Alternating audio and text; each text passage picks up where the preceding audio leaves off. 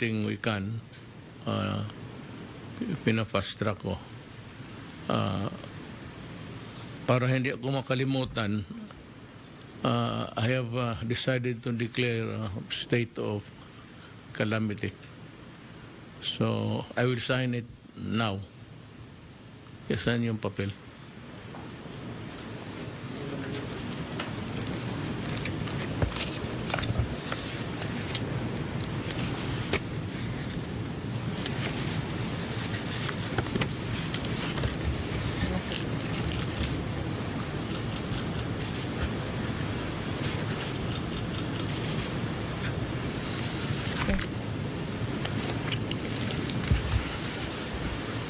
So yun.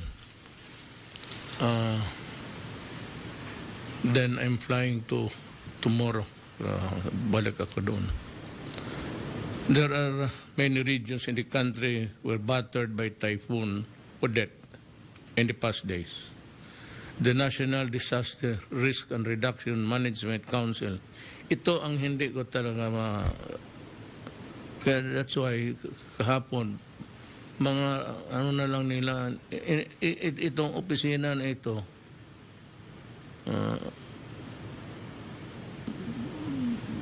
para sa akin. Sino bang gumawa nito? Itong National Disaster Risk Reduction Management kasi. Hindi ko every meeting, hindi ko memorize.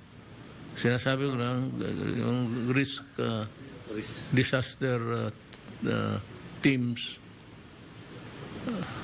So, the NDRRMC, even sa abbreviated, for little mahaba pa rin, came out with a resolution recommending that the state of calamity be declared over the affected areas, and this would include Region 4B, 6, 7, 8, 10, and 13. Yun pinirma ko. The declaration of the state of calamity will hasten the rescue and relief and rehabilitation efforts of the government and the private sector, including saan galing tulong, be it outside or tayo-tayo lang. This will also be an effective mechanism to control the prices of goods and commodities in the areas. Let us listen to the report and updates of Yusik Rick Halad, Administrator of the Office of Civil Defense, regarding Typhoon Odette. Rick, can you give us a... Gabi, Mr. Mayor, may gabi sa itong mga cabinet secretaries o mga kababayan. So I'll be rendering a report of the effects of, updated effects of Typhoon Odette and as well as our response. Next slide, please. Rick, yan, mahina yung ano. Go ahead. Yes, sir. We can Sorry, see sir. it now. Okay, we monitored 75 flooded areas and 13 other related incidents, sir, like storm surge and the like. Next slide, please. I am sorry to present this, Mr. President. You're right in our first meeting that when you express your worry of a possible mounting of deaths, but then I only reported 12 deaths. But as of the latest report, Mr. Mayor, we now have 156 dead, 37 missing, and 275 injured caused by Typhoon Odette. And shown are the other effects. Initial report of damaged houses, 6,000 plus. 24 damaged infrastructure, initial pa rin yan, Mr. Mayor, costing 225 million. Damage to agriculture, initial report is about 6,893 hectares of crops, and as well as related damages to agriculture as shown, totaling about 162 million. Affected families, 304,000. And or more than 1 million of individuals. And displaced, 481,000 individuals. Next slide, please. This is the breakdown of our casualties. The most number of dead came from Bohol, followed by Cebu and Negros Oriental.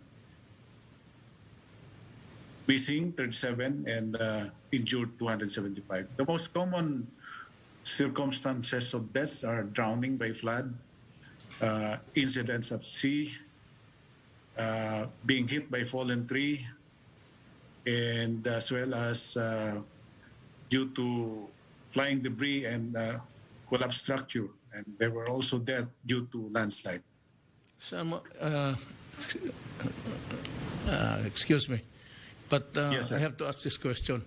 Saan itong this set to sail despite warning? Ito yung, saan banda to? Mga ano sir, kalat-kalat sir yan, yung mga pinagbawal ng lumayag, nag-ano pa rin, mga maliliit na bangka sir. Wala namang malalaking bangka na disgrasya. Nawala There yung... were also instances of yung mga kababayan natin na recover yung kanilang bangka kasi takot na mawala ng panganap buhay. And inabutan sila doon sa tabing dagat. Sus Maria Josep. Okay. Yes, sir. Next slide, please. And I have already presented this, Mr. President. I will no longer present this. Our preparedness at the NDRMC regional level as well as local government units. Next slide, please.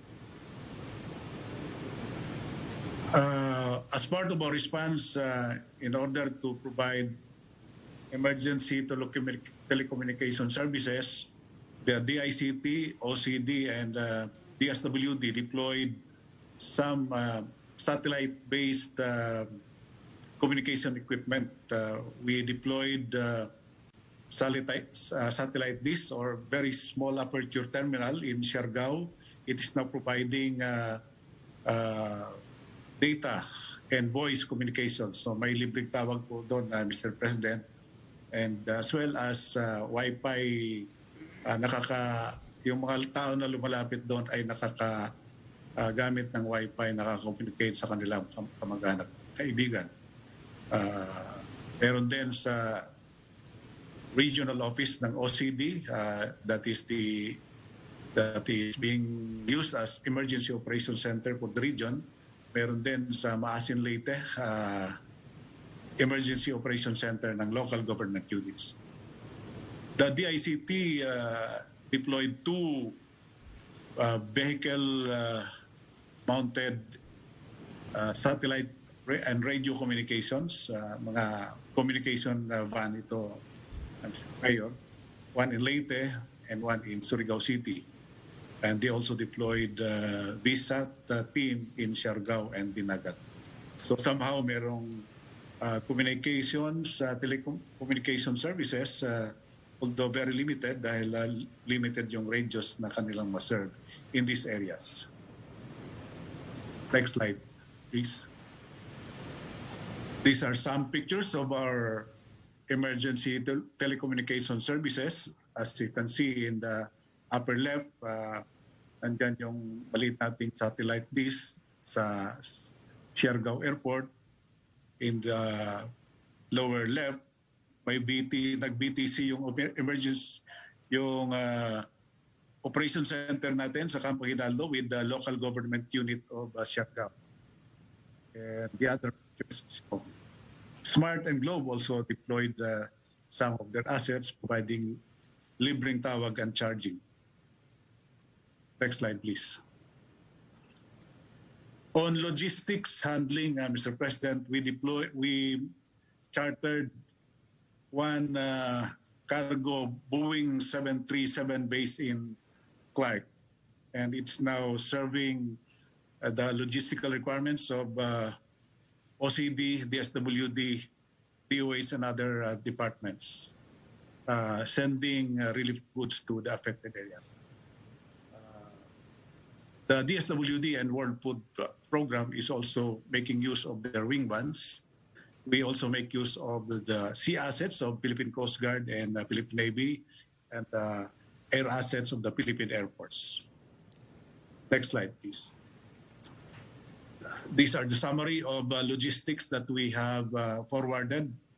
A total of 60,500 kilograms family food packs from DSWD sent to affected regions utilizing the Boeing cargo airplane. We also deployed 2 mobile storage units in Surigao City. This can be used as this is being used as temporary warehousing of supplies and relief goods delivered.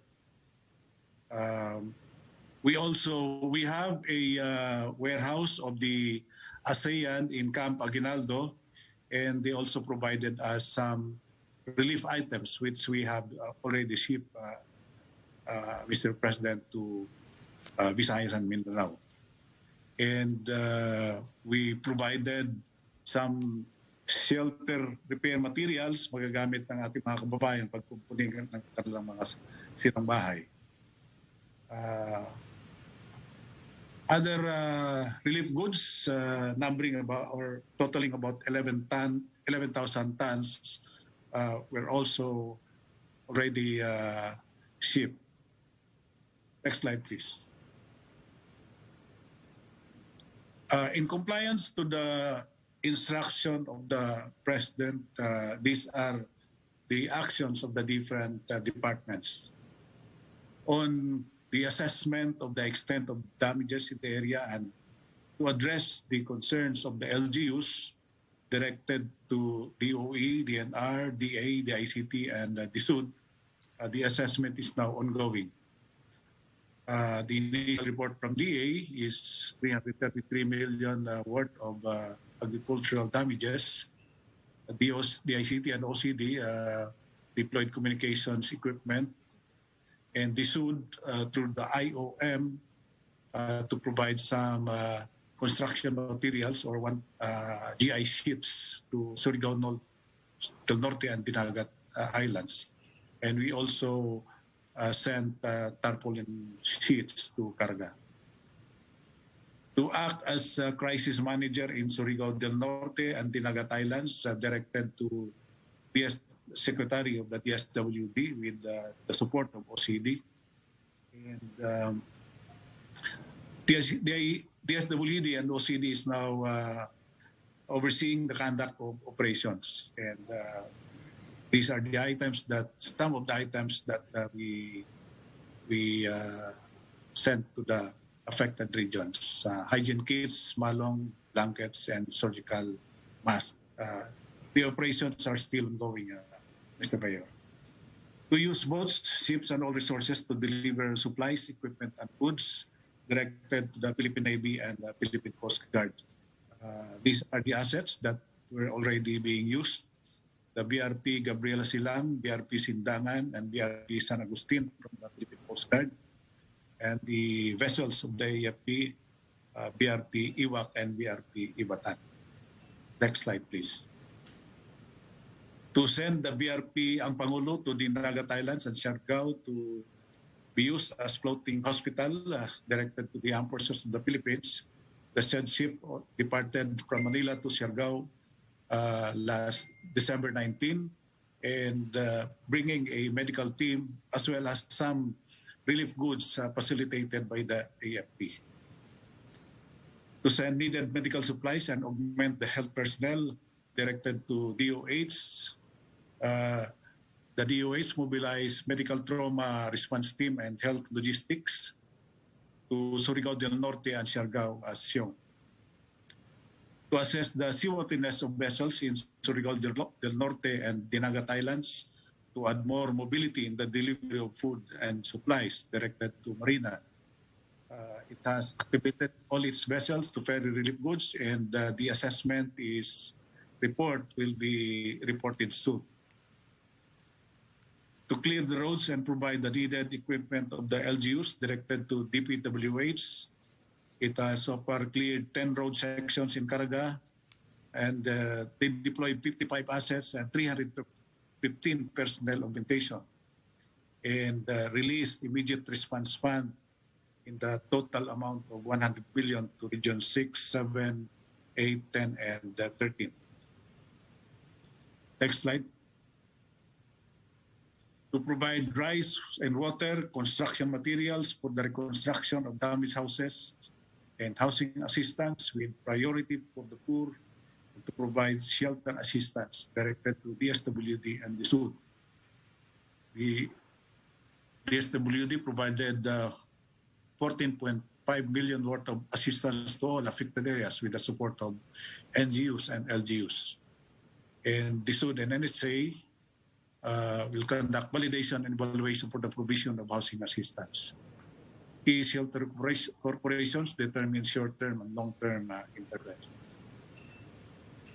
To provide more funds for typhoon response and recovery, DBM and all agencies, it's now being worked out tonight, Mr. President, after your instruction to be given a while ago. I talked to my director, and they are now working on it.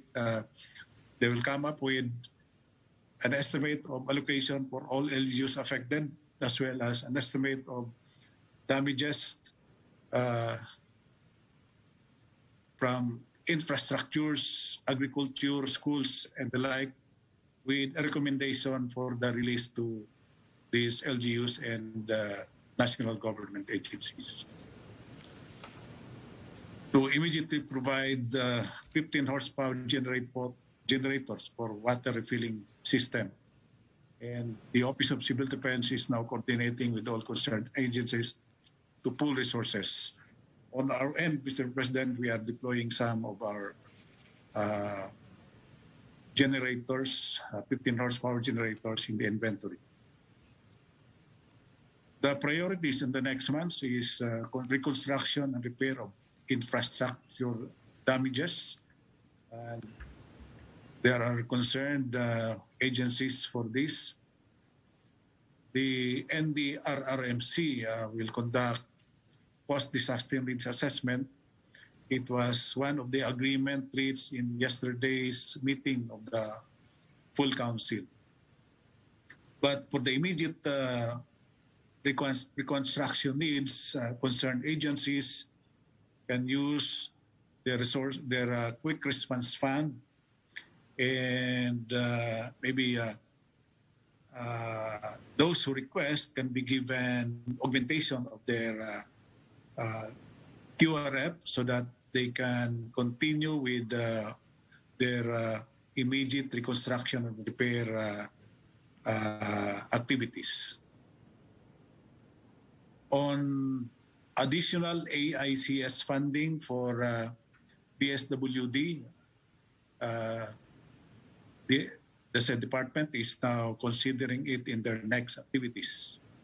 And on agricultural assistance to farmers and fisher folks, Department of Agriculture have 1.35 billion worth of readily available assistance. So the NDRRMC has activated its response cluster. It is actually the crisis management team that the President directed to be activated, to be led by DSWD. Actually, in the NDRMC, we call it the response cluster, also being led by DSWD with the support of Office of Civil Defense. So all of these activities to be given by concerned agencies like Department of Agriculture, DPWH, DSWD, NHA, and OCD are being coordinated within the crisis management team or response cluster being being headed by DSWD, and they are meeting daily on this, Mr. Mayor. Next slide, please. You already know this, that the NDRMC came up with a recommendation to declare a state of national calamity in these regions. And one of the recommendation also is for us to accept the offers of international assistance. There are already several countries initiating or offering their assistance to us, Mr. Mayor. And another agreement within the council meeting yesterday was the conduct of post-disaster needs assessment. It is now being planned by the NDRMC, and that will follow as soon as the current response will be slowing down. Therefore, our focus will proceed towards the full rehabilitation and recovery. Next slide, please. So that's my update, Mr. Mayor, on the effects of Typhoon Odette, as well as our current response in the Philippine government. Thank you. Connection with Typhoon Odette. Thank you, Mr. Mayor.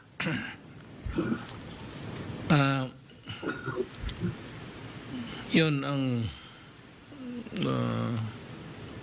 report ng ating Undersecretary Halad sa Disaster Office, or I don't know what to call that. Sila yung una, yung unang dumadating sa kung may disaster, calamity. Sila yan. Napunta ako ng I cannot now count the landing and take-off of the helicopters, but I've been to Leyte, Maasin, Bohol, Cebu. Then I visited Negros Oriental. Occidental ba yun? Negros Occidental. Bukas may dalawa pa akong puntahan para at makita lang ninyo. You have the clip so that they can see what we recorded while flying over areas of destruction.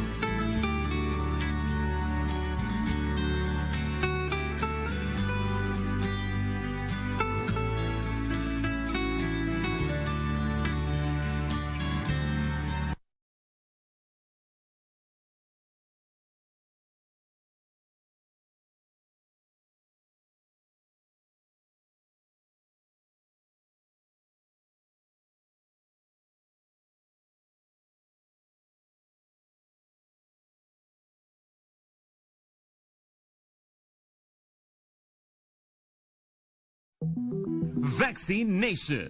Mahalagang impormasyon ukol sa COVID-19 booster shot. Ang COVID-19 booster shot ay karagdagang dose na ibinibigay matapos bumaba ang proteksyon na dulot ng unang bakuna o vaccine series sa paglipas ng panahon. Sa mga nakakuha ng primary dose na Sinovac, AstraZeneca, Pfizer, Moderna at Sputnik, ang booster shot ay maaaring tanggapin at least 6 na buwan matapos makuha ang second dose. Habang at least 3 months naman ang pagitan para sa mga taong tumanggap ng Johnson & Johnson vaccine. Ang booster shot ay maaaring kaparehong brand ng unang natanggap na bakuna.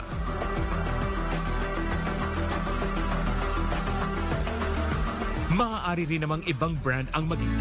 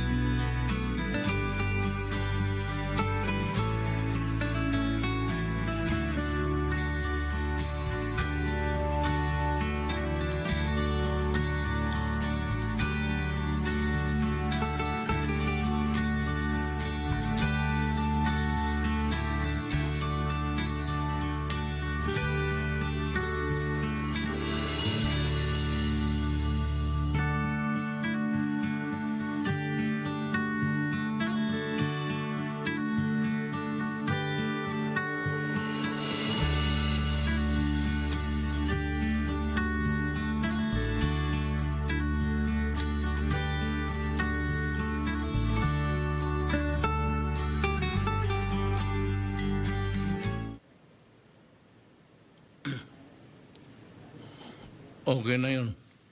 So, ugma, may bukas may dalawang ano pa ako. Bisitan. I think it's Dinagat, Siargao, pati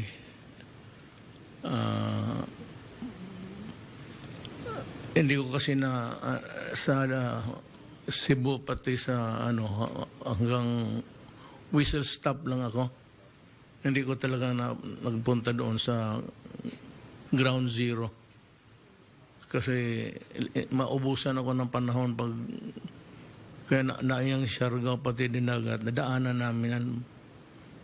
Balikan ko bukas because of the damage. But ito ang maasahan ng mga kababayan natin.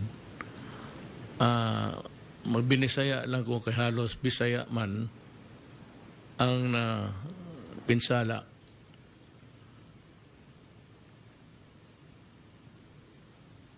By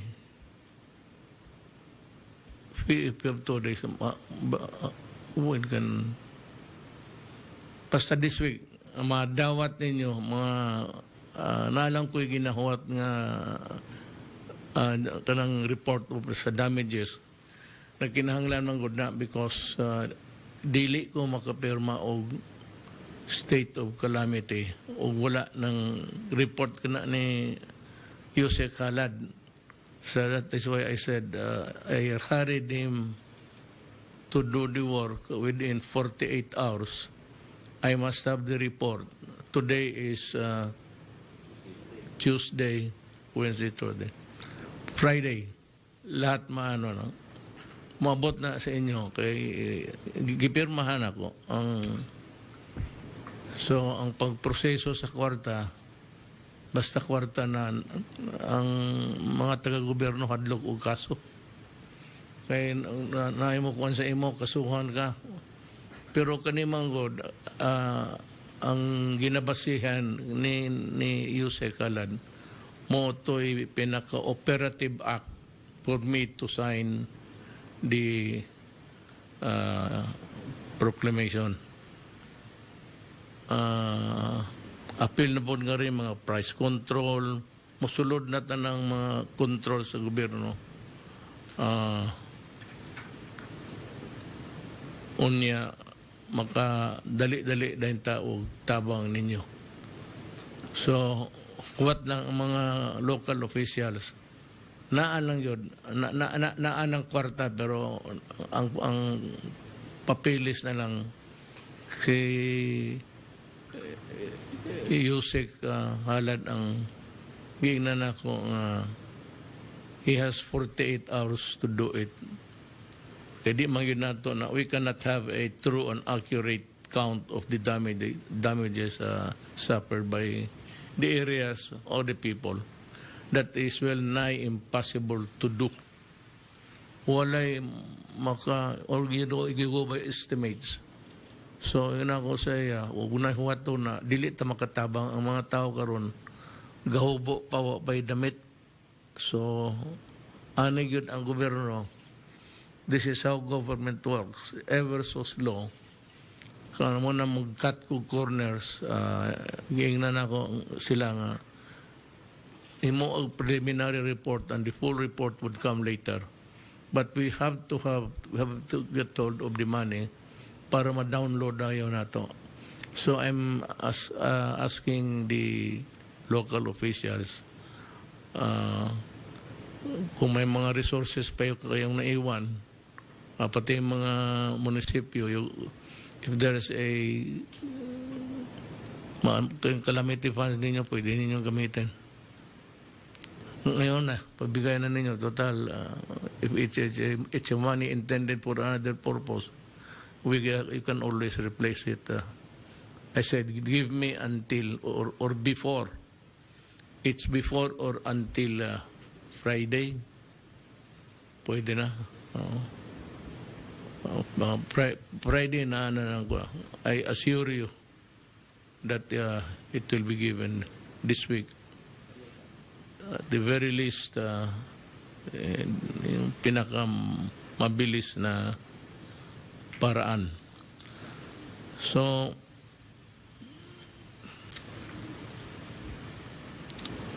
we'll have tapos na ang report sa DOH. Will start with Secretary Duque. It's about the health situation in the areas hit by Odette. Sir, good evening, Mr. President, and also to ES Medildea and Senator Bongo and my fellow members of the Cabinet. Tingit po sa lahat sa ating po mga kababayan. Magandang gabi po at muli kami magbibigay ng mga updates, lalo-lalo na patungkol po dito sa ating Bayanihan Bakunahan 2 na naapektuhan din po ng ating bagyong Odette at ang ating pong COVID-19 response. Ito po, ukol po sa ating Bayanihan Bakunahan 2 sa kabila ng pananalasa ng bagyong Odette. Patuloy pa rin ang pagbabakuna sa iba't ibang rehiyon maliban sa 84 na local government units.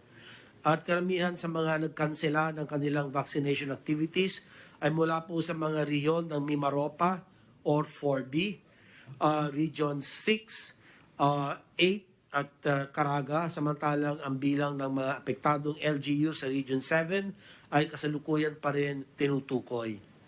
Apektado rin ang bakunahan maging sa ibang mga rehiyon, ngunit sa pinakabagong ulat ang lahat ng mga LGU sa NCR, sa CAR at Regions 1, 2, 3, 4A, 5, 9, 10, 11 at BARM ay may 100% functional vaccination operations na at nagpapatuloy na rin ang round 2 ng ating nationwide massive vaccination activities.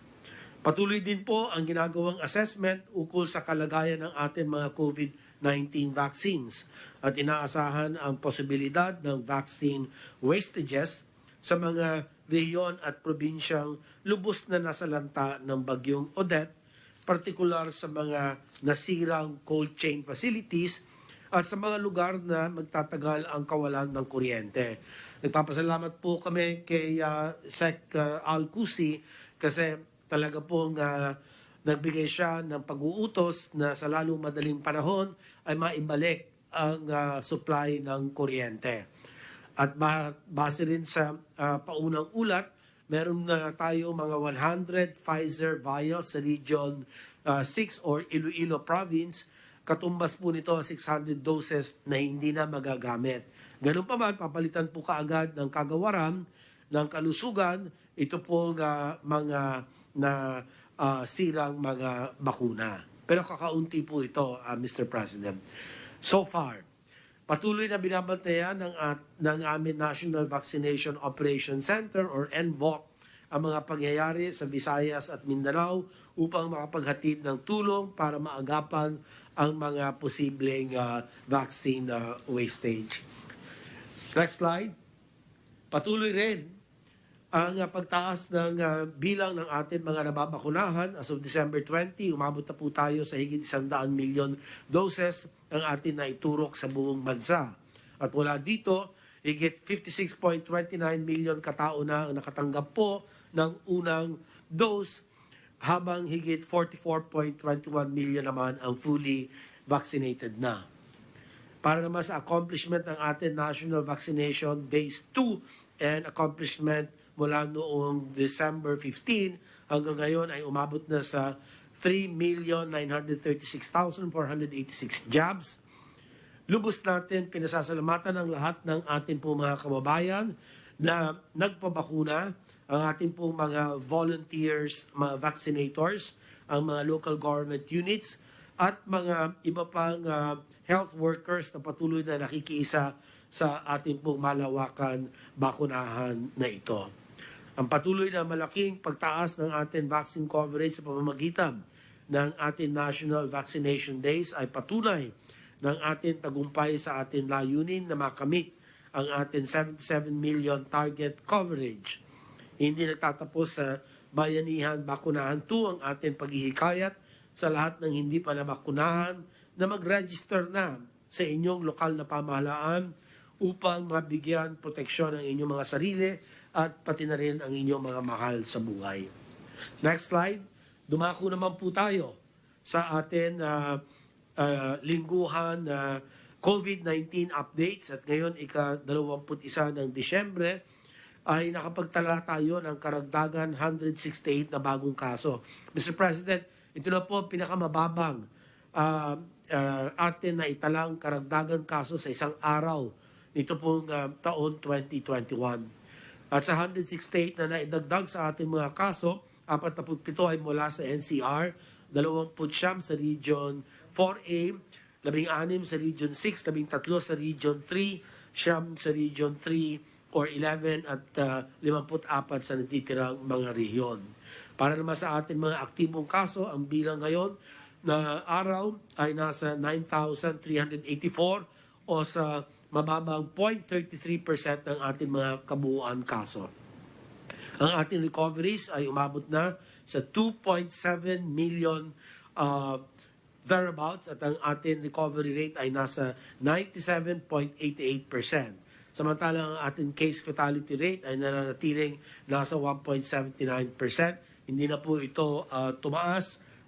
Bahagya lang po no ang atin pagtaas, nagkaroon po tayo ng karagdagan 10 mga pumanaw at ang ating pong positivity rate naman ay kasalukuyan nasa 0.9% nitong December 13 to 19, mas mababa kumpara sa 1.3% na naitala noong Disyembre 6 hanggang sa 12. At nakakita rin tayo ng pagbaba ng demand for testing at daily RT-PCR testing output na kasalukuyang nasa 33,059 tests kada araw.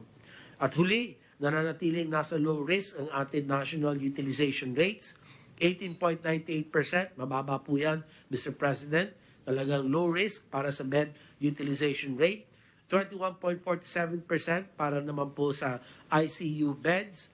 At 11.26 naman para sa mechanical ventilators. At lahat po ito nagpapakita na talagang malaki po ang ibinaba o ibinagsak ng ating pong COVID cases. So ang bilang pagbubuod, Mr. President, next slide. Patuloy namin sinusubaybayan ang mga ganap sa Visayas at Mindanao upang makapaghatid ng mga kinakailangan tulong at serbisyong pangkalusugan para sa mga nasalanta ng bagyong Odette. Patuloy din po ang pag-assess ng mga nasirang mga healthcare facilities, ang mga ospital, ang mga temporary treatment and monitoring facilities, at inaalam pa po kung magkano ang halaga nito. At sinabihan ko na po ang lahat ng mga regional directors ng naapektuhan na mga rehiyon at mga lugar na gamitin sa lalong madaling panahon ang kanilang quick response funds, at ako po'y nakiusap na rin sa DBM upang i-augment yung pong quick response funds kung sakasakaling ito po ay maubos na. Pangalawa po, sa kabila ng isa na namin naman na sakuna, ang patuloy na pagsisikap ng ating vaccination teams sa pamumuno ng ating National Vaccination Operation Center ay resulta sa pagtaas ng ating coverage. Muli, hinihikayat namin ang lahat ng mga hindi pa nakapag-umpisa o nakukumpleto ang kanilang primary series na magpabakuna na sa lalong madaling panahon. At hinihikayat rin namin na magpa-booster ang ating mga eligible populations. Ngayon pong araw, pinirmahan na ng FDA ang panibagong amendment doon po sa emergency use authorization ng mga bakuna. Mr. President, yung 6-month interval between the second dose and the booster dose, pinaiksi na po ito for 3 months na lang. So mas mabilis po tayo makapagbigay ng booster doses gamit po ang ating mga bakuna. At panghuli po, sa patuloy na pagbaba ng ating mga kaso, patuloy rin naman ang aming panawagan sa mga lokal na pamahalaan ay pagpatuloy ang pagsasagawa ng prevention, detection, isolation, treatment, reintegration, and vaccination strategy, at ang publiko na sumunod sa minimum public health standards upang mas lalong bumaba ang ating pong mga kaso. So ito na lang po ang ang huling bahagi ng aking pong ulat, at handa na po akong sumagot sa inyo po mga katanungan. Salamat po, Mr. President. Salamat, Secretary Duque. I would like to hear the report of Secretary Galvez on the updates of the National Vaccination Program. Mr. President, Executive Secretary Meldelia, Senator Bongo, fellow cabinet members, mga kababayan ko po. Magre-report po ako sa ating update sa National Vaccination Program. Ang report po natin ay yung mga current situation that greatly improved. Next.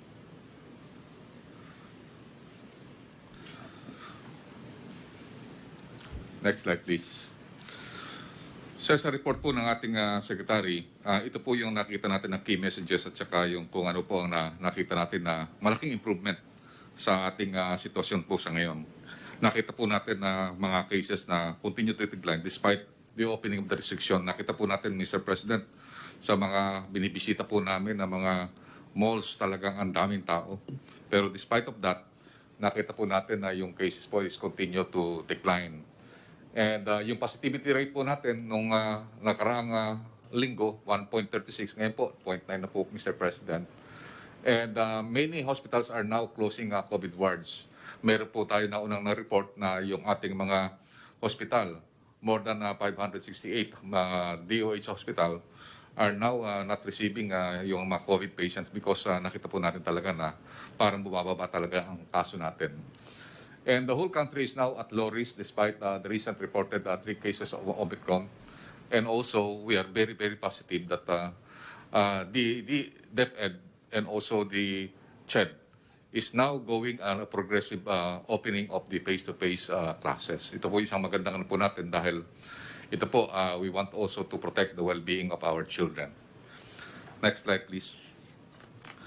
Sir, ito po yung mga major milestone natin. Kung tatandaan niyo po, Mr. President, nung ako po yung na-designate na vaccine czar, talagang ang hirap po na talagang humanap ng vaccine. Pero Mr. President, ngayon po, 200 million doses na po ang matatanggap na po natin before the end of the year. And then 100 million milestone na po na total doses na administer po natin nung last 2 days ago. And we are very happy to report to you, Mr. President, na tuloy-tuloy po ipag-vaccinate natin kahit nga po na nakita natin na nagkaroon po tayo ng Typhoon Odette. We really sympathize to the LGUs and also to the people who have suffered a lot. But nakita natin na we have to move on considering that we have a greater risk of the Omicron. So, nung last po, National Vaccination Day, nagkaroon po tayo ng extension of 5 days. Nakuha po natin yung pinaka 10.2 million individuals who were vaccinated during the National Vaccination Day, yung first natin. And last November, we were able to vaccinate 27 million individuals. Ibig sabihin po, napakalaki po ng ating po na-achieve nung last November po. Next slide, please. Sir, ito po ang current state ng vaccination po natin.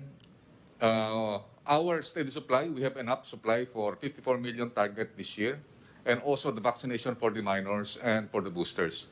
Kahit na po ating pong nilimit yung ating spacing to 3 months, kayang-kaya natin po, Mr. President, na suportahan yung kahit mahigit na 10 million or 15 million na tao ang ating bakunahan sa boosters kasi napakalaki po ng ating pong nasa stockpile sa ngayon at pakikita po mamaya. And then we can sustain the supply of our vaccination even to mid-2022. And then last Thursday, nag-meeting po kami ni Sec Duque at saka ng DOF negotiating team at napagkasundoan na lang namin po doon na 70 million na lang po bibili natin instead of 90 million dahil kasi nakita natin marami po talagang donation ang binigay ng COVAX. At nakita po namin na ito po ang nakita ng Presidente na ang COVAX ay nag-donate ng more than 60.2 million plus may coming po na 10.2 million galing po sa US. Magdodonate po sila ng another 10 million Pfizer at dumating nga po kahapon at ngayon yung initial na 3.4 million na Pfizer na tinanggap ko po at nandun nga po yung mismong CDA ng US at yung another more or less 6.8 darating po next year. Next slide please. Next slide please. Kung titingnan po natin, sir, Mr. President, ito na po yung natanggap po natin na total vaccines ngayong araw. At makikita po natin, ang COVAX ay meron po tayong almost 60 million na natanggap at meron pong mga bilateral na donate ng ibang mga bansa na kung titingnan po natin, more or less 70 million na po ang na-donate ng COVAX at saka mga bilateral partners po natin. Ang karamihan po na nag-donate, Mr. President, ay ang US. Ang Netherlands po, nag-donate po ng at saka yung EU, nag-donate po ng Janssen na single dose. And then marami rin pong dinonate ang France at ang UK. And then also pati ang Syria, ang Poland at ang Germany at ang ibang country, ang China. Ang China nag-donate na po ng another 2 million at nag-donate rin po yung other countries. Nakita po natin na talagang naging snowball po yung donations ng COVAX at saka sa EU. Sa ngayon po, meron na po tayong 90 million na nasa stockpile po natin. Ito, nasa po natin ito sa warehouses po natin at saka sa LGU. Meron pa po tayong padating na 15 million. So ito po, lahat halos magkakaroon po tayo. Just in case na mapuno po ito, dumating po yung 15 million, ay mahigit na 207 million po ang magiging marireceive po natin ngayong year. So dito po yung calibration po nito, nagawa po natin ito. Yung ginagawa po natin na nag-house to house vaccination, ginawa na rin po natin yung protecting yung vaccinated, yung opening of the schools, at saka yung protecting our economy, yung tatawag na ito, focus and expand, and then also yung achieve safe Christmas and national election. Lahat po nito na mga tasking na ito, nagawa na po natin ito. At next slide please. Ito po yung mga talagang focus po natin, strategy for 2020 vaccination program. Number one is to achieve the remaining milestone of 77 million, 90 million, and then total population by next year. And then we will vaccinate the vaccinated by having yung tinatawag nating barangay to barangay at saka yung house to house. Kanina po, nakita po namin doon sa very effective talaga po yung barangay to barangay. Ang ginawa po ng Gensan, 26 barangay, 26 rin ang vaccination site nila at meron pa po sila ng mga mobile vaccination site. At meron din po silang 3 vaccination site. Nakita po namin kanina yung Barangay Fatima, Mr. President, talagang dinumog po ng mga tao yung vaccination sa Barangay Fatima. At ang maganda po talaga, matama po yung sinasabi ni Sec. Anyo, na dapat i-empower natin ng barangay. So ang ginawa po ng barangay, kinotahan niya yung SK chairman, kinotahan niya yung mga purok leaders niya, kinotahan niya po yung kinotahan niya po na for example, 50 person a day. So kung kokotahan po niya lahat yun, 2,000 lahat po everyday ang pumupunta po doon. At nakita po namin ni Sec. Anyo, tsaka ni Sec. Duque, ang daming tao po doon sa barangay, sports center. At yun po ang nakita namin na baka gawin po ni Sec. Anyo, gagawa po siya ng memorandum na magkakaroon na po ng barangay to barangay at saka yung house to house vaccination site. Kasi kung gagawin po natin na sa malls lang po ang vaccination site, minsan po hindi po makapunta yung mga tao doon sa malls. So kailangan talaga ibaba po sa barangay ang ating mga vaccination site. And then also, ang gagawin po natin is we will further protect the vaccinated by providing boosters, yung tinatawag natin 3-month spacing. Ito na-aproban na po na ito ng DOH at ng FDA, and we will execute it immediately. And then ito po, we will also protect our children to face-to-face classes by also vaccinating those below 5 to 11. Nag-apply na po ang Pfizer ng EUA para sa 5 to 11. At nag-usap na po kami ni Sec. Duque at saka po ng ating Finance Department na yung 20 million na bibili natin sa Pfizer, i-reposition po natin na yung 15 million, yun ang gagamitin natin sa 5 to 11. Para po sa Mr. President, pagka nagsimula na po tayo ng face-to-face, mapoprotektahan na po natin lalo na po yung mga elementary at saka mga secondary po. And then also to protect our frontliners, ito po ginagawa natin, binubooster na po natin healthcare workers, pati yung economic frontliners at saka government employees, magsisimula na po tayo ng boostering. Particularly na dinilimit na natin na 3 months ang spacing. So, ang mangyayari po nito, in preparation to Omicron, kailangan po natin talaga yung healthcare workers, saka economic frontliners at saka government employees should be protected. Next slide please. So ito po yung marami pong nangyayari ngayon sa New York. Mukhang dapat po hindi po tayo magkumpiyansa po sa Omicron. Kasi nagdodobling po sila. Meron pong isa kaming nahandyan po ngayon sa hotel, nagsabi siya, nanggaling siya sa New York. Nagulat po siya talagang ang doubling time napakabilis. Meaning nung isang araw ni-report 10,000, ngayon 25,000 na po. So nakikita po natin, kailangan po natin talaga, ang ating key messages is do not underestimate Omicron. So ang po natin, one message is preparation is very key. So we have to revisit yung national government and LGU playbook. Nakita natin na defeat po natin ang Delta. Kailangan tingnan natin kung ano yung nagawa natin na maganda para at least mapagandaan po natin ang Omicron. And then also we sustained the stringent border control. We would like to congratulate yung BOQ at saka yung ating one-stop shop.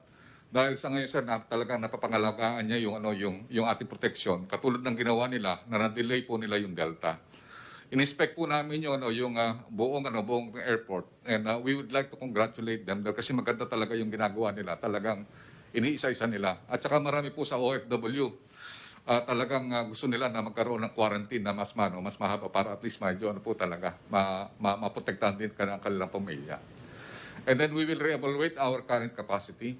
And also, we will mobilize again and reconstitute our healthcare workers, frontliners, and support system. And also, maybe we will reconstitute reserve kasi napakabilis po talaga ng Omicron in terms of transmission. And then yung pandemic response scale, ito po nga ang inano po ni Sec Duque, yung masking, and then we will increase testing, and then tracing, isolate and treat, and then also we will massively vaccinate. And then in mitigate and manage risks, we will still use yung manage, yung hammer and dance strategy. Pero ang gagawin natin po ngayon sa hammer, more on granular lockdown. Ito po, maganda po yung nagawa po ng DILG at saka ng NCR na granular lockdown by house to house, at saka po by block to block, at saka po by streets at barangay lang po ang nila lockdown. And then we need to have the striking balance between health, economy, and social well-being of our people, and we will enforce yung minimum health standard.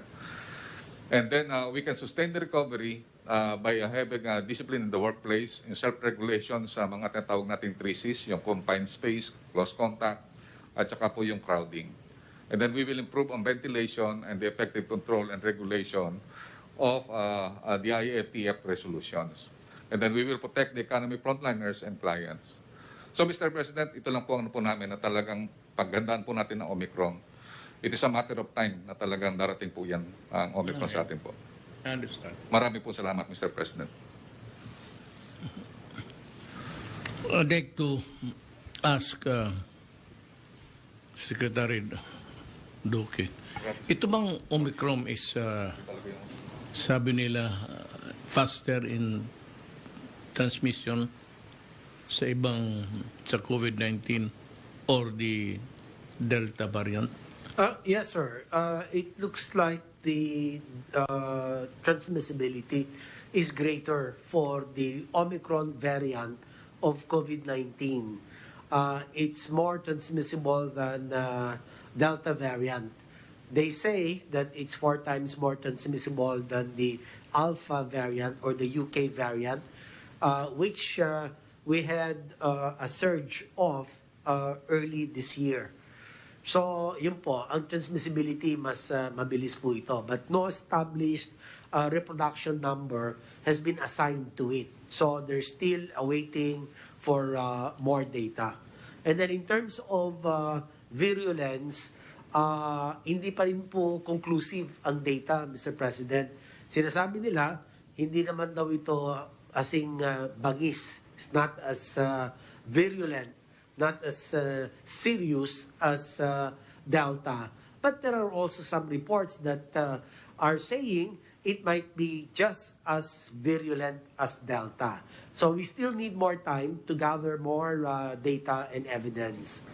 And so the third consideration vis-a-vis this Omicron variant is what they call an immune escape, para po mas madali siyang makalusot doon sa protection that the vaccines provide.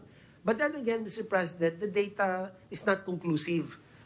So they're still awaiting reports from the ground, reports from the studies that are currently being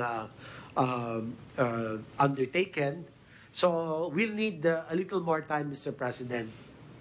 Yes, but the vaccination that we got, including the booster, which was the last, this vaccination is also good against Omicron? Yes, Mr. President. I think there are studies to show that the effectiveness of the vaccines and those who have received booster doses looks like 50 to 80% pa rin ang kanyang effectiveness, especially against severe and critical COVID infection. And so we cross our fingers that more studies will support this. Now, it would be natural for the countries already hit, such as the United Kingdom and the peripheral countries around that area. napag-aralan na, have you reach out to them to furnish us also what's their findings about Omicron? Oh yes, Mr. President, definitely our experts are really monitoring the situation through the World Health Organization, because the WHO is able to collate all the information coming from the different countries where Omicron variants have been reported, sir. So France, Italy, Germany, Greece, UK, Netherlands, and many other countries. So that's why from that information, we were able to receive the doubling time of the Omicron variant is somewhere between 1.3 to about 2.6 days doubling time, which again reflects the greater transmissibility of this variant, which is a cause for concern. But I think, Mr. President, the compliance to minimum public health standards, ito pong masking, hugas, iwas, ay, as we have proven them, very effective against alpha, against beta, against gamma, against delta.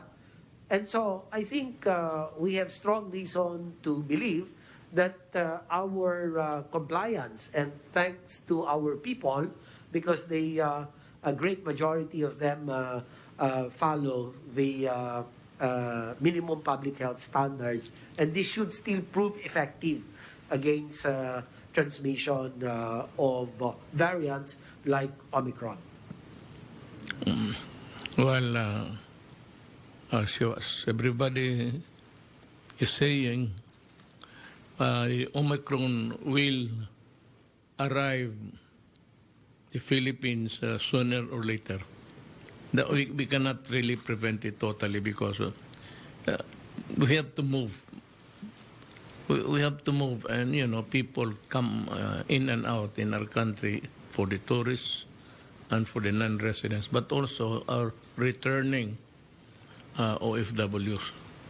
That is why, Mr. President, our border controls have been heightened, and that is why we were able to catch 3. We already have imported Omicron cases in the country. But the strict adherence or compliance to our quarantine and testing protocols have so far prevented the entry of the Omicron variant into the communities, Mr. President. But we already have, as of today, 3 imported cases of Omicron variants. I hope our figures are correct, because there are so many arrivals into the Philippines, into our country. And as I said, for as long as the world moves, people move around, and somehow individuals who have had already the infection, magdating dito, they come and will contaminate us eventually. So that is why we said we can say that hindi tayo tatamaan yan. Tatamaan tayo kasi, I said, for as long as we accept people from the outside, and especially those countries suspected of being hit already, we do not have an accurate count and figures to really say with certainty that okay tayo. Ang ano ko lang is kung it would be as bad as the previous viruses already nandito, medyo natatakot lang ako.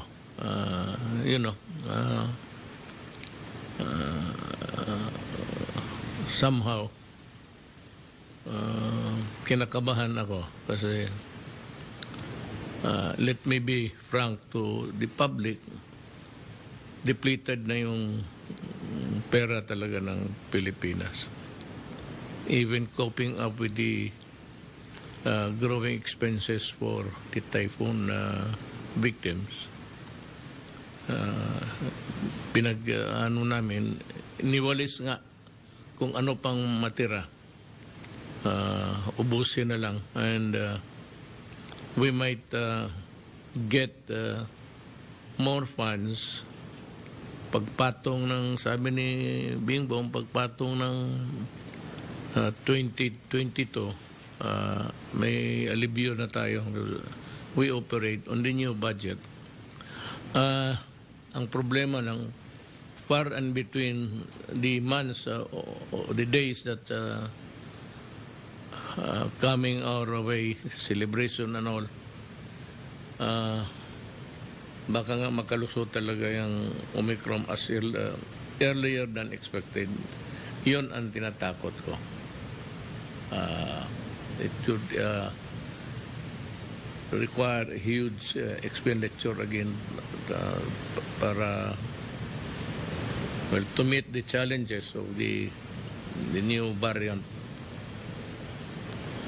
If there is another or several variants that would just unfold in the coming months, do you think we will survive? I think so, Mr. President, because as I have said earlier, the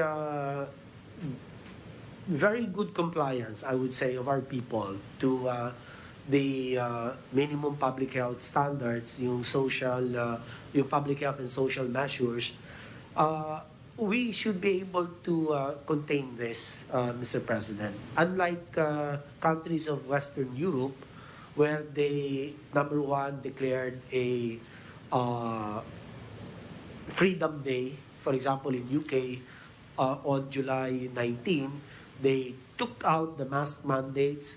They just became very complacent. People were mindless of social distancing. And so we saw an inordinate increase in the number of their cases.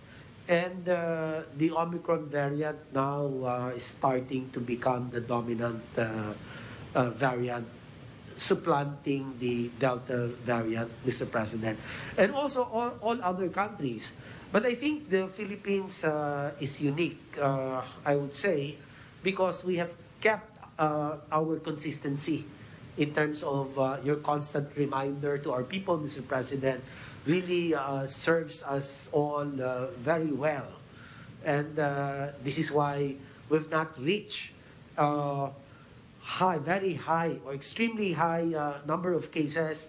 Unlike other countries, 40, 50,000 a day. Tayo, pinakamataas lang natin was time in September, mga 26,000. Sunday lang yon. Yung 7-day moving average natin was only about 22,000. And for such a large country such as ours, we are 110 million Filipinos. But because, again, of our compliance with minimum public health standards, our vaccine trajectory continues to improve. And, of course, our past infections also contributed to a bigger percentage of the population that might have developed a natural immunity. So vaccination, natural immunity, and minimum public health standards are a key to our pandemic response. You know what's really not funny, but more of a reaction of a human behavior. Some countries even criticize us for requiring the face shield. Alam mo, sa totoo lang, I believe you that in some areas, in some countries, the people there are so much concerned about their human rights. Yan, and that's the favorite catchword ng mga ngayon, human rights. Yeah. Everything that they would always invoke human rights, everything that government says that there is a human right violation. Nakakatulong sa Pilipino, totoo lang. I think the compliance of our citizens in the matter of strictly enforcing the masks, one. And when somebody's, well, it might be not really a well-studied proposition, but I would dare say that that shield will add another layer of protection in addition to the. Kaya yung talagang gusto ni kayo matamaan, huwag ninyong itapon yung shield. Continue using it. I advise you, because I really firmly believe that the wearing of that face shield has contributed a lot. I cannot quantify or by what percentage, but it's just a gut feeling na yung kasi tayo, bababa na tayo ngayon. And I'm really surprised kasi sabi nila na ang Pilipino matigas ang ulo. O sa kaya sabi ko kasi saan ba yung 25 million na yan na hindi pa nabakunahan? Because they are spreader and this theory that it can the virus can recontaminate with the 25 million na hindi natin alam, yan ang isang masakit sa ulo natin. But yung nagrarally, I have read somewhere, they protested for one day, stressing their freedom and the refusal to use the mask. Ayun, nakita na nila ngayon that it has revisited their country again. And ang problema, we then added so many variants already. You have the Omicron and the yung D. There might be another crop of viruses that's coming our way. This generation natin, maraming lumalabas na microbes na wala pa tayong bakuna. Nagkakandahirap tayo. I don't know, but sana yung sabi mo na there would be at least a herd immunity somewhere. I think here in the Greater Manila area, meron ng kunting herd of animals, people na hindi na masyado tatamaan kasi mukhang lahat na yung vaccination. But it took us a long time asking the people to get the vaccine jab.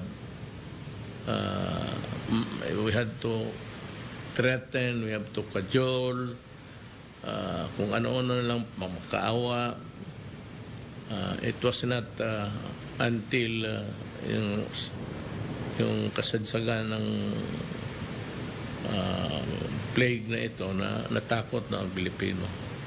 Pero yung mayroong doktor ayaw magpabakuna So yung mga ibang mga religious ayaw rin. I really do not know what's the motivation there or the reason or even the excuse of not complying with the requirement of government to have the vaccine to protect the public health of its people. Yan ang dyan It's not that we are forcing you. It is because without your bakuna, you pose a greater danger to the rest. Nakakatakot yung sabi nila na ma-reinfected ka, and this time with the variant to add to both. That's the. Can I just add something very quickly, Mr. President? to your statements.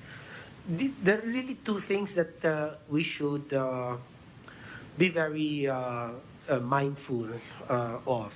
And the vaccines are not really barring transmission. That's why you have breakthrough infection despite people being vaccinated. And having said that, Mr. President, we have heard from the WHO about 2 weeks ago that the current crop of vaccines can cut transmission with Delta to about 40%. So, ano po ibig sabihin niyan? Ibig sabihin, 60% pa posibleng magkaroon ng infection despite their full vaccination. In fact, doon sa Alpha variant, yung kanilang, they were able to cut transmission with the Alpha variant, 60%. Pero bumagsak yun eh. Yung ability to cut the transmission, bumagsak ng 40% with Delta. Now, exactly with Omicron, how much lower will the transmission be reduced? No? So, yan, alam na natin it's a reality. Talagang meron breakthrough infection. Meron immune escape with the vaccines. That is why the MPHS is the most effective, sir, against transmission. So you have two, vaccines and mass hugas iwas. Those are the two most important components and are a key to really win the war against this COVID-19 pandemic, variants and all, Mr. President. And we've learned our lessons from other countries. As I have earlier mentioned, even the United States now, sir, ang taas ng kanilang kaso. They've breached 100,000 per day. And several states have been reported to have the Omicron variant. Is this true in Europe and America? Yes, sir. Oo. There are 77 countries today, Mr. President, that have already reported Omicron variant. So tayo talaga, sir, we have learned our lessons from the, I would say, the failures of the other countries. And that is why yung pong kakasabi ninyo, mas hugas, iwas, bakuna, napakamahalaga po yun, Mr. President. Araw-arawin po natin na ganun po ang ating mensahe. At pwede po natin matagumpayan ang laban po sa COVID-19 pandemic. Kaya nga, alam mo, sa totoo lang, despite of the opposition posed by some sectors in our society, it was really a good move to insist on vaccination. At hindi tayo nakinig dyan sa sabi na you have your freedom to refuse. No, if you do not want to be vaccinated, we can always courteously ask you to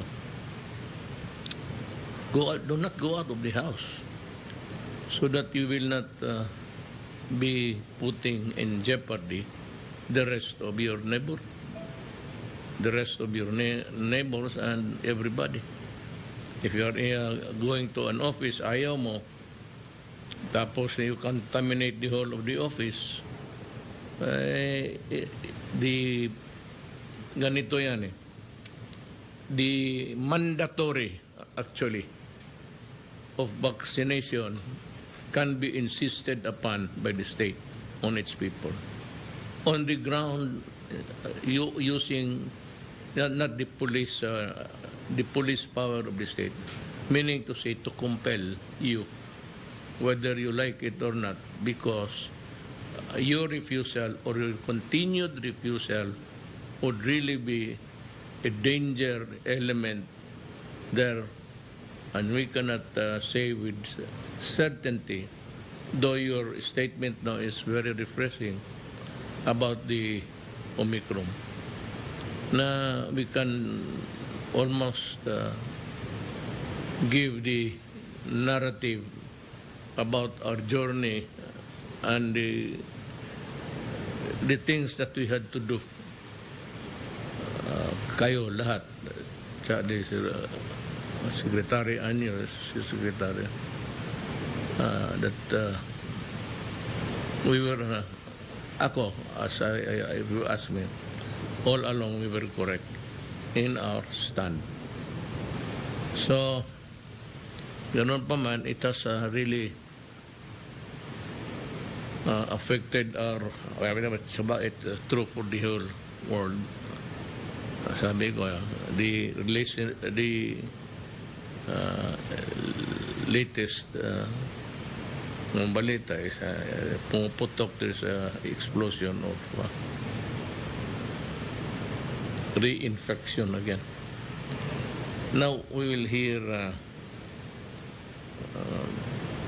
Secretary Galvez. Tapos ka na, sir? Tama. Pangita. Can I add some more, sir? Because I have some reports right now from an expert that already 75% of the cases in the U.S. has been dominated by Omicron. And I believe we can prevent Omicron from us. If we will really massively vaccinate, particularly yung A2 and A3 with our boosters. Based on sa revelation, sir, ng Israel, na nung sila po ay na inatake po ng nagkaroon ng maraming major breakthrough, ang nakasalba po sa kanila yung boosters. Kaya nga, sir, timing, sir, na talagang si Sec Duque, yung natin, reduce po natin kasi talagang lahat po ng vaccine after 3 to 4 months nagwo-wane na po siya. So pagka tinamaan tayo ng ng malaking dominant na variant, talagang magbe-breakthrough kasi mababa na po yung percentage ng kanyang efficacy. And the only thing that we can say that is yung mag-boostering po tayo ng massively. Particularly po yung mga 3 months and above. Kaya po talagang po namin, we will recommend yan yung buong NCR at saka po yung mga centers na nabakunahan ng mga una ng March, April, May, June, July, kailangan mo po na mapabooster na po sila. So, kailangan po 3 months or 4 months na po sila is magpo-booster sila para at least yung ma-minimize po natin yung tatawag nating breakthrough. Yun po ang experience po ng Israel. Kaya nga po ngayon, karamihan po sa mga ibang bansa, nagpo-boosters na po sila even below 6 at below 4 months. So 3 months majority, nag-ano po sila nagpo-booster so that they can protect further. Yung tinatawag po nila yun na we should not break the chain of protection. So meaning pagka bumababa na po, nag-uwi na po yung protection, we should already have the boosters. So yun po ang po natin talaga na kailangan po makuha po natin yung 40 million pa, more or less 40 million pa na unvaccinated. At the same time, yung mga nasa centers natin na vaccinated na kailangan po mag-boosters, ay mag-booster na po talaga. And we have all the vaccines that we need. That's right. It's not really in excess, but there is enough vaccines now to give the people the boosters. Yan ang sinasabi ko. That's what I'm saying all along. Take advantage now of the situation where we have available, not as said in excess, barely enough, but we can start with the boosters because it would make your immune system or the antibodies may be generated stronger because over time it would really overwhelm the virus. So, nandito na tayo kay Secretary Anyo, DILG. Magandang gabi po, Mr. President. Please put my slide.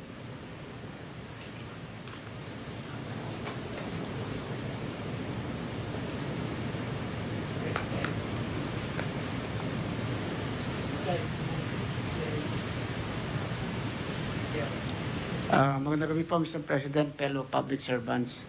Ang i-report ko po ay yung sa ginagawa nating response po ngayon dito sa Bagyong Odette. Makita po natin na mayroon po tayong 14,203 PNP personnel dedicated for the Typhoon Odette. Pero nagdadagdag pa po tayo galing sa ibang police regional offices from PRO 5 ay mag-augment po sa Region 8. Ang PRO 4A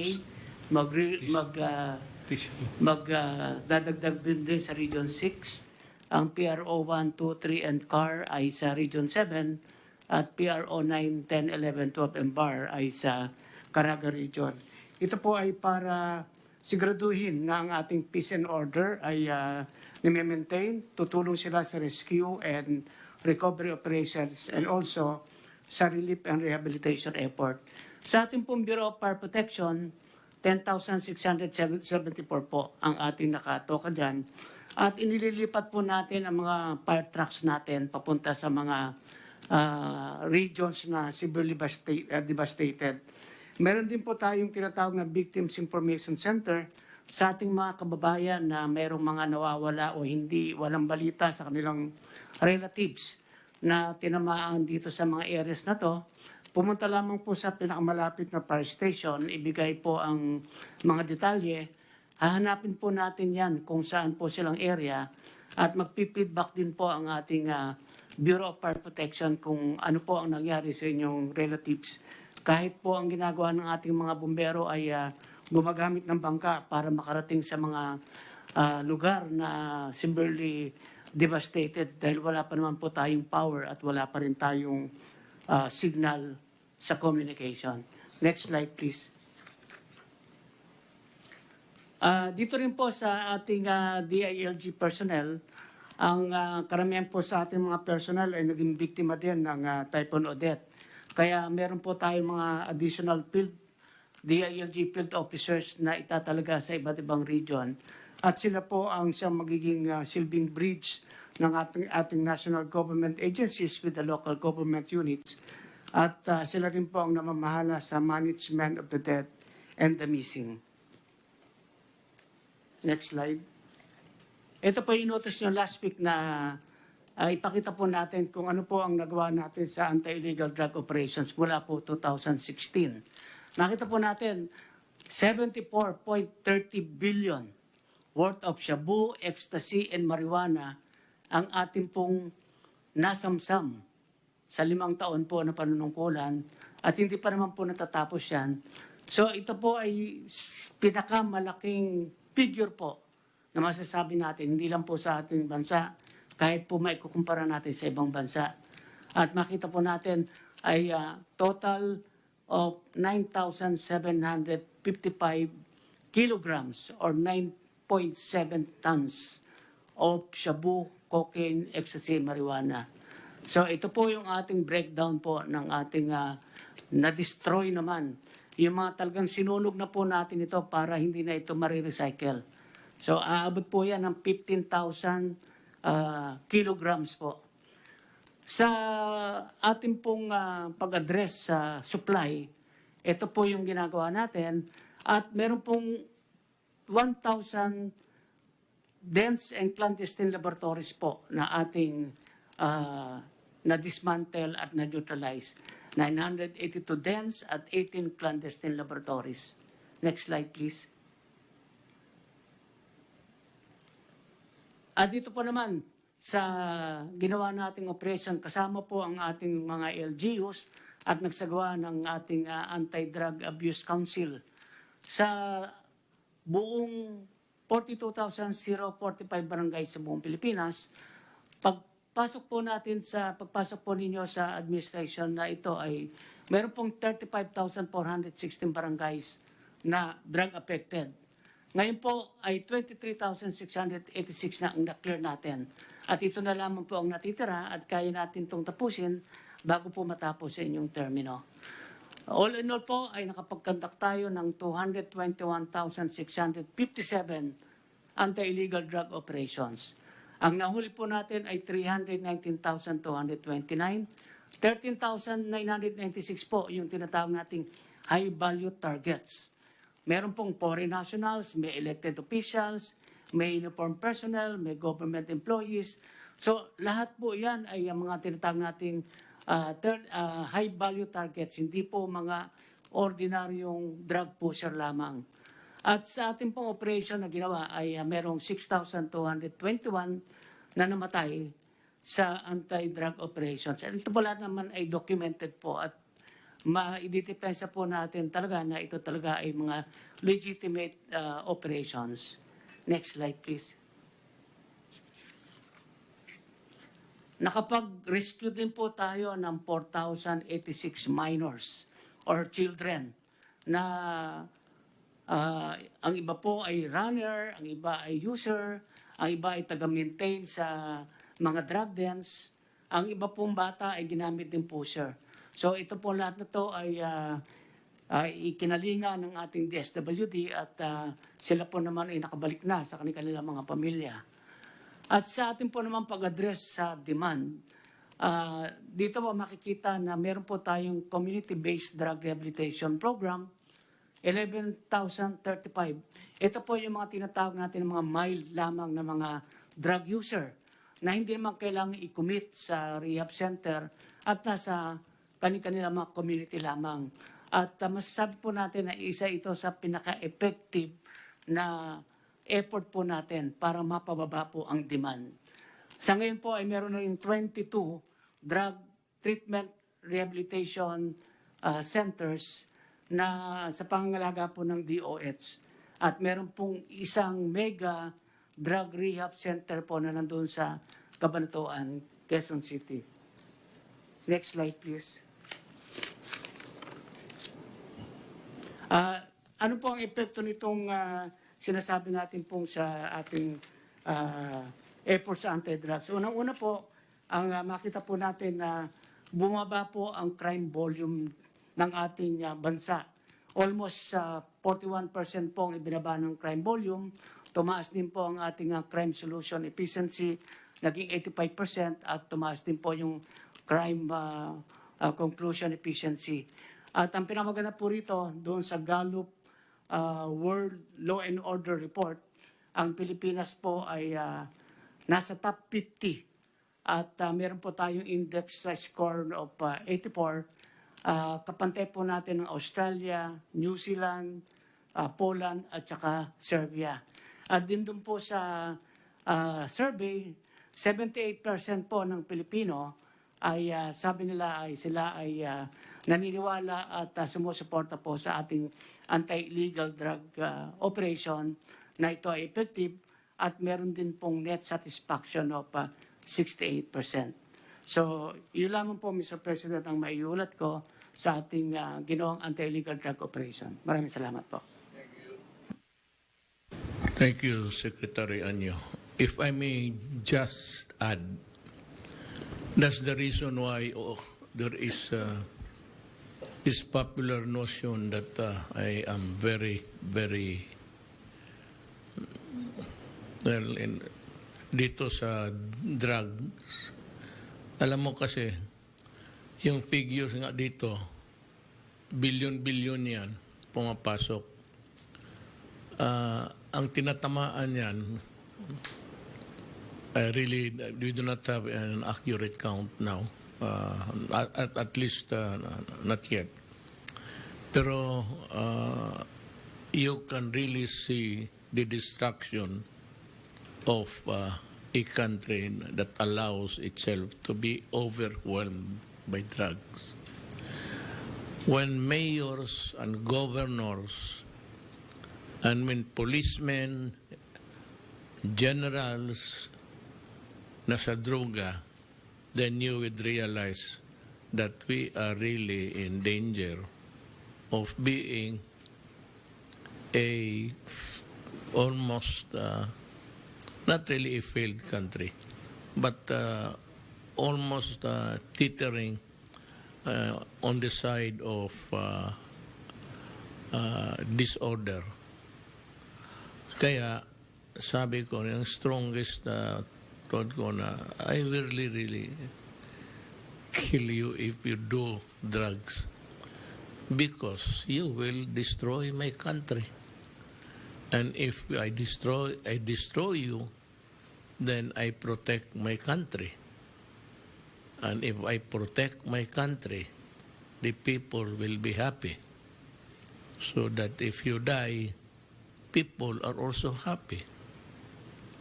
that we did it to you. So, ganun yan eh. Hindi naman lahat dito durugista na. Ilan lang yan, but the impact on the lives of the Filipinos. And sabi ko, may favorite, hindi naman is kung ano yung sakripisyo ng mga Pilipino sa labas ng bansa. Even under the threat of being raped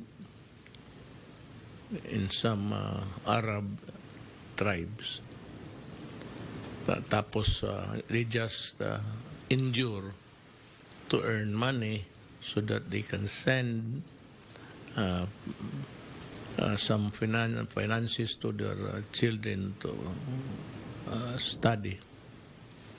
Tapos after working hard, enduring indignity and humiliation, they arrive here only to find out that all the monies that were sent by them went to drugs and made a lot of people billionaires even at the cost of human degradation. Yan ang dyan sa drugs. So that ako, until I said, I remember saying it, till the end of my term, to the last day, galit talaga ako sa droga. I don't know what will happen next, but dito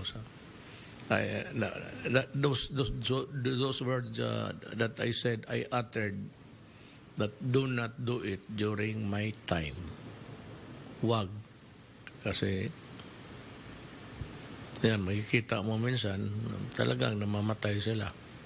Alang-alang naman ang mamatay yung military pati pulis, kalukuhan yan. And I would not allow it. I will defend them for as long as there is a violent resistance placing the life of the law enforcer. Then they have that duty to defend themselves and defend others, strangers, if there is really a ground for a killing such drug lords. Yan ang maganda. Ako, paborito ko yung mga drug lords. Sige lang. You continue with your trade and we continue with our campaign, and I will say that I am doing it for my country. I am not doing it for myself.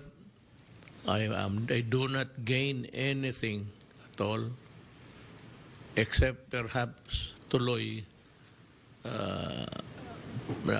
ilagay ko sa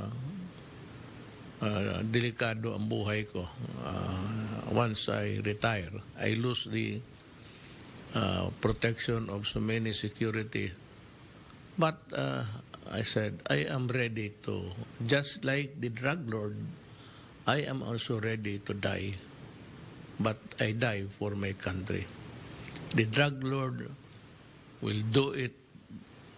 He wants to die because he wants to fill his pocket with money. Yan ang diferensya natin dyan. I am doing it not for me. Ako pa ang nalagay sa alanganin ngayon. I'm doing it because I have to protect the Filipino people. We come to Secretary Lorenzana. Del, you have a report. May gabi, Mayor. May gabi, mga kauban. Ang akong counter, ang gagawin ko ngayon, Mayor, ay iurat ko yung mga ginagawa at gagawin pa ng ating mga kasundaluhan. Next slide, please.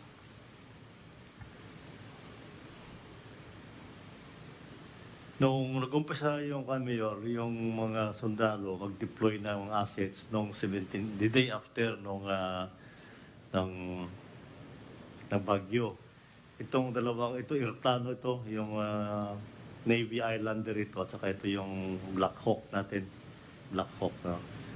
Para lang tingnan kung yung mga nangyayari sa paligid, kung ano yung kanilang tawag doon, Mayor, Rapid Damage Assessment and Needs Analysis.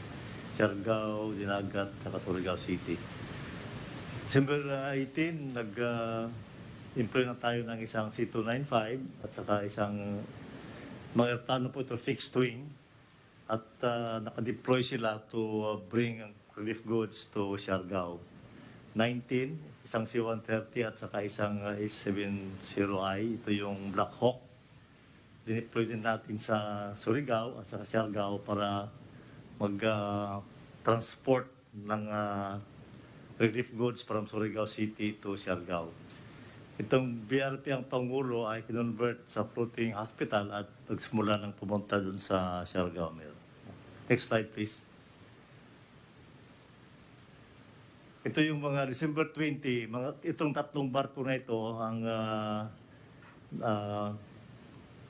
nag-transport ng mga medicine, relief goods, medicine to Surigao City, Siargao, and Cebu. Itong aeroplano naman ito, maliit na aeroplano, ay nag-transport din ng cargos at saka si Secretary Andanar at saka yung mga stranded locally stranded individuals. At saka nag-transport din ito ng itong VSAT, ito yung communications equipment para makapagkaroon ng contact yung mga tao doon sa Siargao. Generator set for Westcom.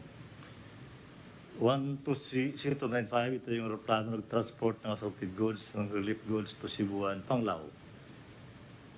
1 C-130, Tacloban, punta naman siya sa nagdala ng mga equipment sa Cebu at Tacloban. Ito yung F-27 transport plane ng Air Force na nag-transport ng Cabinet Secretary sa Bacolod nung dumalaw po kayo doon. Next slide. December 21 kahapon, ang C-130 naman nag-transport ng mobile water treatment plant to Cebu. Sa dalawang mission, nagbalik-balik siya. Ito naman yung ating malalaking barko ay nagdala rin ng mga assorted relief goods, mobile water treatment plant, family tents, to Surigao, to Dinagat Island, Cebu, at Bohol. Meron po tayong 10 air assets na nagdala ng 87,000 pounds to the devastated area by the Philippine Air Force. Ang 6 naval assets, 258 tons naman ang dinala nila doon sa area. Next slide, please. Ito yung mga taong nasa baba, Mayor, meron tayong search and rescue teams na deploy na yung 86, meron pa tayong available na 677 kung saan sila kakailanganin.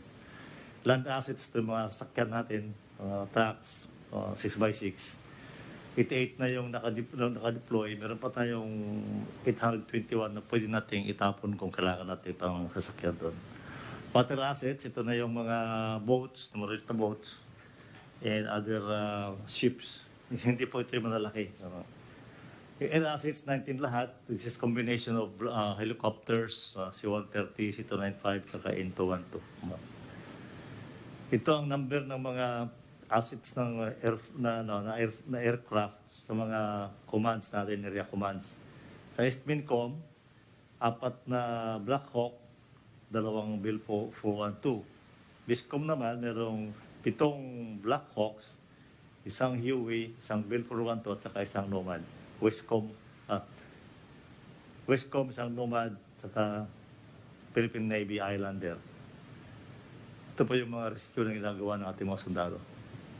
Next slide, please. Other updates, utilization of 6 UH-180 helicopters. Ito po yung mga na matandaan po niyo, Mayor, nag-grounded ito na bumagsak yung isang Huey dyan sa Bukidnon. Pero ngayon ay naayos na yon na na-inspect na nila, pwede na. Completion ng rapid disaster assessment through concerned unified commands. Ito po yung gagawin ng mga unified commands para tulungan yung OCD makapag-submit ng report sa Friday na request nyo. Ito namang barko na to ng Navy ay underway to Westcom para tulungan din yung mga tao doon sa magdala ng mga HADR sa Palawan. Itong LD-601, ito yung I think the model shore. Naglo-load siya ng relief goods ngayon sa Pier 13 to be brought to either Cebu, Bohol, or Siargao. Itong barko na ito naman ay tumatanggap din ng relief goods, nasa Sangli Point siya at pupunta rin po dito sa Mindanao at sa Visayas. Nag-establish naman ng military ng tactical command post sa Dinagat at Siargao Island. So may contact na kami sa kanila para nalalaman natin kung ano nangyayari doon. Ito naman yung communication center na nagko-coordinate with NRIMC in facilitating donations. Kung meron po tayong mga donations na darating, sila po yung nagkamahawak. Nag-deploy naman tayo ng Marine Amphibious Ready Unit or MARO to augment HADR for Viscom and assist other functions as may be necessary. Tungkol po sa donation, ako po ay tinawagan kanina ng hapon, kanina umaga, ng 3 ambassadors. Ambassador from yung China, France, at saka Taiwan. Ang gusto po ng Taiwan ambassador ay magdala ng mga relief goods pero gagamitin nila yung kanilang eroplano. So humihingi sila ng pahintulot na madala nila yung eroplano nila rito. Yung Israel naman ay bukas dadalhin na yung mga donations nila sa Cebu at saka Bohol. Sa susunod na araw naman sa Surigao. Next slide, please. Ito pa yung mga larawan ng ating yung barko nating is LC-298 bound for Siargao. Ito yung BRP ang Pangulo na kinonvert na natin ng hospital. Saka may dala rin silang mga goods, relief goods.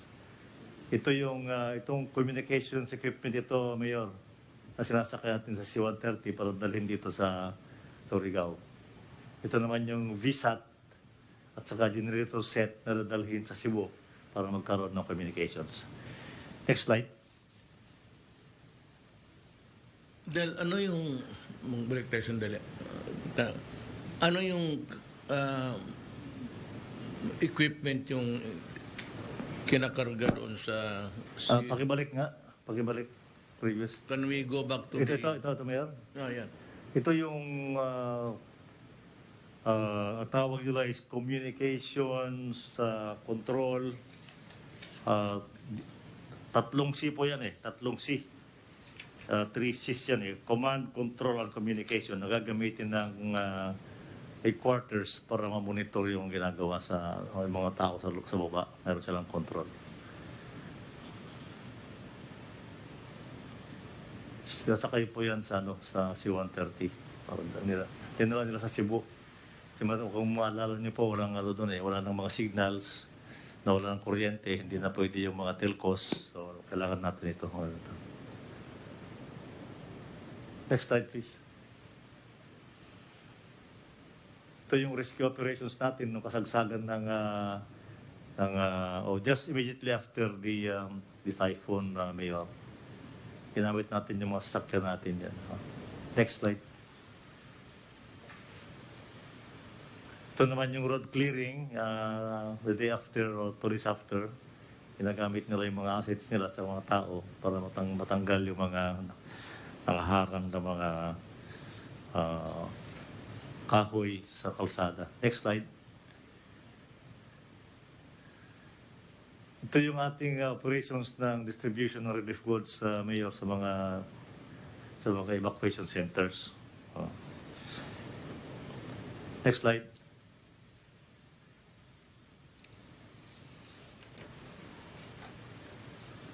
Next slide, please. I think that's the last slide, Mr. President. That's all. Thank you. Thank you, Secretary Lorenzana. Yung Ano Del, tatanong kasi ako doon sa what kind of equipment is that?